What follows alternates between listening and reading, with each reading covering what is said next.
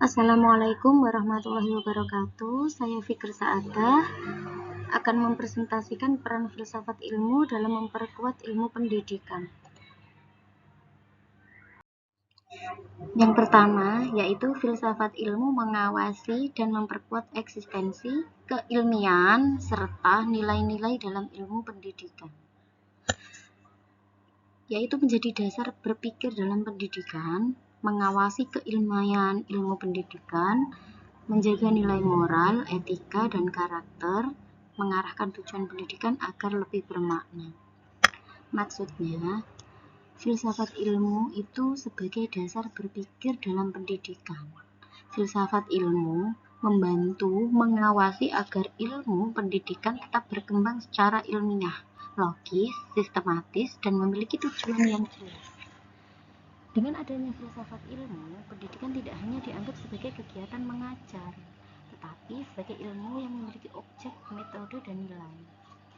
Filsafat ilmu memperkuat eksistensi ilmu pendidikan dengan menjelaskan hakikat pendidikan, tujuan pendidikan, serta kedudukan manusia sebagai peserta didik. Selain itu, filsafat ilmu memastikan bahwa proses pendidikan dilakukan berdasarkan penelitian, teori, dan metode yang dapat dipertanggungjawabkan secara ilmiah.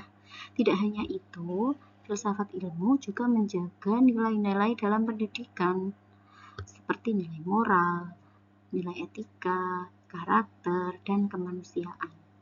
Pendidikan tidak hanya bertujuan menghasilkan peserta didik yang cerdas, tetapi juga membentuk pribadi yang berakhlak dan bertanggung jawab.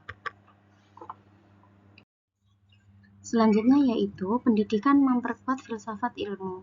Pendidikan menjadi sistematis dan ilmiah, metode pembelajaran dapat dipertanggungjawabkan, mendorong pendidikan yang humanis dan bernilai, serta membantu memahami hakikat peserta didik.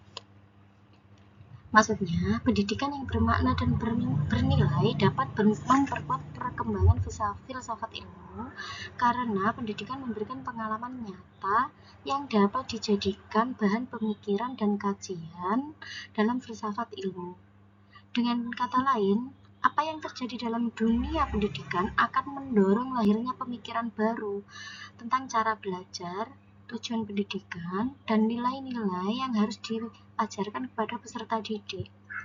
Jika pendidikan berjalan dengan baik dan memperhatikan kebutuhan manusia, maka filsafat ilmu juga akan berkembang untuk mencari cara agar pendidikan menjadi lebih baik lagi. Dengan praktek, metode, tujuan, dan sistem pendidikan yang digunakan sudah sesuai atau belum. Contoh sederhana, dulu pembelajaran di sekolah lebih banyak menggunakan metode ceramah, sehingga siswa hanya mendengarkan saja. Namun, sekarang pendidikan mulai menekankan pembelajaran aktif, kreatif, karena dianggap lebih bermakna bagi siswa. Perubahan inilah membuat para ahli pendidikan dan filsafat ilmu berpikir kembali tentang hakikat belajar. Mereka kemudian mengembangkan pemikiran bahwa belajar tidak hanya menerima informasi, tetapi juga melibatkan pengalaman yang kreatif dan kemampuan berpikir kritis siswa. Selanjutnya yaitu filsafat ilmu sebagai pisau analisis. Filsafat ilmu disebut sebagai pisau analisis karena digunakan untuk mengkaji dan memahami masalah pendidikan secara mendalam melalui 3 pendekatan utama, yaitu ontologi, epistemologi, dan aksiologi. Ontologi itu membahas hakikat atau inti suatu masalah. Dalam pendidikan, ontologi digunakan untuk memahami hakikat peserta didik, guru, belajar, dan tujuan pendidikan. Contohnya, mengapa anak usia dini lebih efektif belajar dan bermain? Karena hakikatnya perkembangan dunia anak adalah bermain. Terus yang kedua yaitu epistemologi. Epistemologi itu membahas cara memperoleh pengetahuan yang benar. Dalam pendidikan, epistemologi berkaitan dengan metode pembelajaran, penelitian, dan cara guru menyampaikan ilmu. Contohnya, guru memilih metode diskusi dan observasi karena dianggap lebih efektif membantu siswa memahami materi secara aktif. Terus aksiologi. Aksiologi membahas nilai dan manfaat ilmu.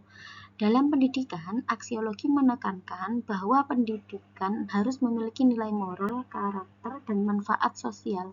Contohnya, sekolah tidak hanya menilai kemampuan akademik siswa, tetapi juga sikap disiplin, tanggung jawab, dan kerjasama.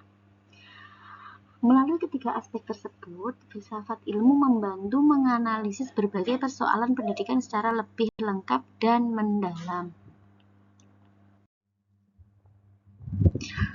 Ya, yang keempat yaitu contoh penerapan dalam pendidikan.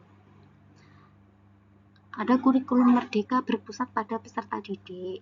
Pembelajaran PAUD menggunakan metode bermain, penilaian tidak hanya nilai akademik, serta penguatan karakter dalam proses pembelajaran.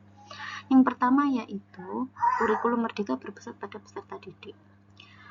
Maksudnya, penerapan kurikulum merdeka menunjukkan adanya pemikiran filsafat ilmu, karena pembelajaran difokuskan pada kebutuhan, minat, dan potensi peserta didik. Pendidikan tidak hanya mengajar nilai akademik, tetapi juga menguatkan karakter dan kreativitas. Terus yang kedua itu pembelajaran PAUD menggunakan metode bermain. Dalam proses pembelajaran, pada pendidikan anak usia dini, guru menggunakan metode bermain sambil belajar. Hal ini didasarkan pada pemahaman filsafat bahwa anak belajar sesuai tahap perkembangan dan pengalaman secara langsung. Terus yang ketiga yaitu penilaian tidak hanya nilai akademik. Dalam evaluasi pembelajaran, penilaian pendidikan saat ini tidak hanya menggunakan tes tertulis, tetapi juga observasi, proyek, dan portofolio. Hal tersebut menunjukkan bahwa keberhasilan belajar tidak hanya diukur dari angka, tetapi juga dari proses dan perkembangan sikap peserta didik.